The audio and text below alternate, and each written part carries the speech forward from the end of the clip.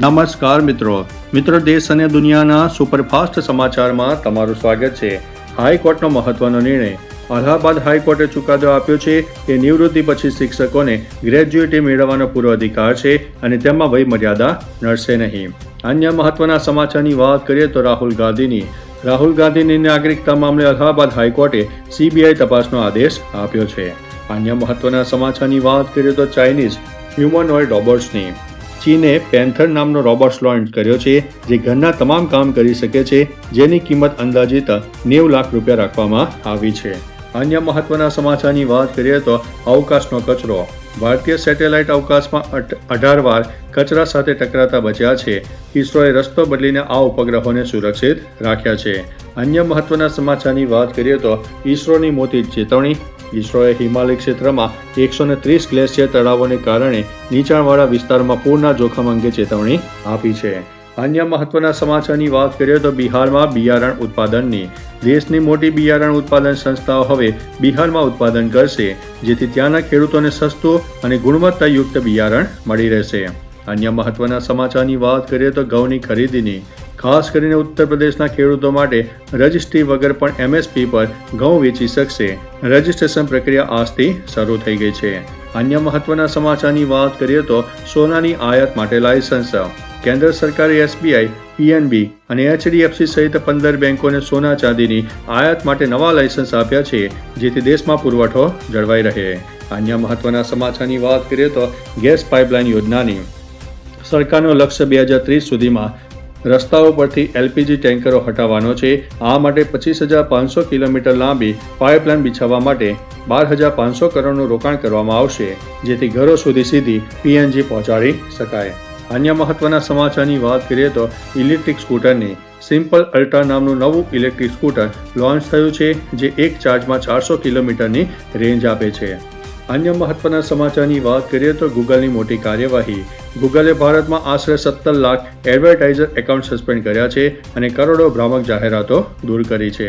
અન્ય મહત્વના સમાચારની વાત કરીએ તો એશિયાના સૌથી ધનિક વ્યક્તિની બ્લૂમબર્ગની યાદી મુજબ અદાણી ફરી એકવાર મુકેશ અંબાણીને પાછળ છોડીને એશિયાના સૌથી ધનિક વ્યક્તિ બની ગયા છે।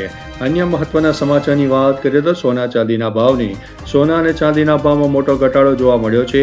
સોનું અંદાજિત 1,52,010 ગ્રામે અને ચાંદી 2,50,000 પ્રતિ કિલોની આસપાસ પહોંચી ગયું છે। અન્ય મહત્વના સમાચારની વાત કરીએ તો હવામાન વિભાગની મોટી આગાહી। દેશના 13 રાજ્યોમાં આંધી, તોફાન અને વરસાદનું એલર્ટ આપવામાં આવ્યું છે। રાજસ્થાન અને હરિયાણાના કેટલાક ભાગોમાં કરા પણ પડ્યા હતા। અન્ય મહત્વના સમાચારની વાત કરીએ તો ધોલેરામાં ચીપ પ્લાન્ટની ગુજરાતના ધોલેરામાં ભારતનો પ્રથમ semiconductor manufacturing chip plant શરૂ કરવા માટે જઈ રહ્યો છે, જેનાથી અંદાજિત 21,000થી વધુ લોકોને રોજગારી મળવાની શક્યતા છે। અન્ય મહત્વના સમાચારની વાત કરીએ તો રેલવે સ્પેશિયલ ટ્રેનોની ઉનાળાની સિઝનમાં ભીડને પહોંચી વળવા માટે રેલવે દ્વારા આજથી અનેક સ્પેશિયલ ટ્રેનો દોડાવવામાં આવશે। અન્ય મહત્વના સમાચારની વાત કરીએ તો ચારધામ યાત્રાની આજથી ચારધામ યાત્રા માટે ઓફલાઈન રજીસ્ટ્રેશન શરૂ થઈ ગયું છે। મુસાફરોની સુરક્ષા માટે ડ્રોન અને સીસીટીવી દ્વારા દેખરેખ રાખવામાં આવશે। અન્ય મહત્વના સમાચારની વાત કરીએ તો હવામાન વિભાગની મોટી આગાહી। દેશના 13 રાજ્યોમાં વાવાઝોડા અને વરસાદનું એલર્ટ આપવામાં આવ્યું છે। રાજસ્થાન, હરિયાણા અને યુપીના કેટલાક ભાગોમાં તાપમાન 44 ડિગ્રીને પાર થઈ ગયું છે। અન્ય મહત્વના સમાચારની વાત કરીએ તો સેમી કન્ડક્ટર પ્લાન્ટની ગુજરાતના ધોલેરામાં ભારતનો પ્રથમ ચીપ પ્લાન્ટ સ્થાપવા માટે કેન્દ્ર સરકારે મંજૂરી આપી છે, જે હજારો યુવાનોને રોજગારી આપશે। અન્ય મહત્વના સમાચારની વાત કરીએ તો એશિયાના સૌથી ધનિક વ્યક્તિની બ્લૂમબર્ગની યાદી મુજબ ગૌતમ અદાણી ફરી એકવાર મુકેશ અંબાણીને પાછળ છોડીને એશિયાના સૌથી ધનિક વ્યક્તિ બની ગયા છે। અન્ય મહત્વના સમાચારની વાત કરીએ તો સોના ચાંદીના ભાવની સોના અને ચાંદીના ભાવમાં મોટો ખડાકો જોવા મળ્યો છે। સોનું પ્રતિ 10 ગ્રામ 1,52,000 અને ચાંદી પ્રતિ કિલો 2,50,000 પહોંચી ગયું છે। અન્ય મહત્વના સમાચારની વાત કરીએ તો મહિલા અનામત બિલની સંસદમાં મહિલા અનામત સુધારા બિલ બહુમતી ન મળવાને કારણે પસાર થઈ શક્યું નથી। બિલના પક્ષમાં 298 અને વિરોધમાં 230 મત પડ્યા હતા।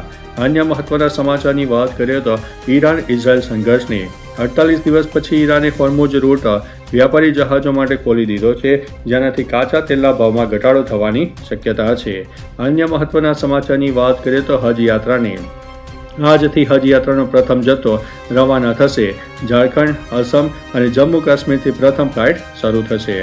અન્ય મહત્વના સમાચારની વાત કરીએ તો વિશ્વ વિરાસત દિવસને 18 એપ્રિલને વર્લ્ડ હેરિટેજ ડે તરીકે ઉજવવામાં આવે છે. આ નિમિત્તે ઉત્તર પ્રદેશમાં તાજમહેલ સહિતના સ્મારકોમાં પ્રવાસીઓ માટે પ્રવેશ મફત આપવામાં આવે છે.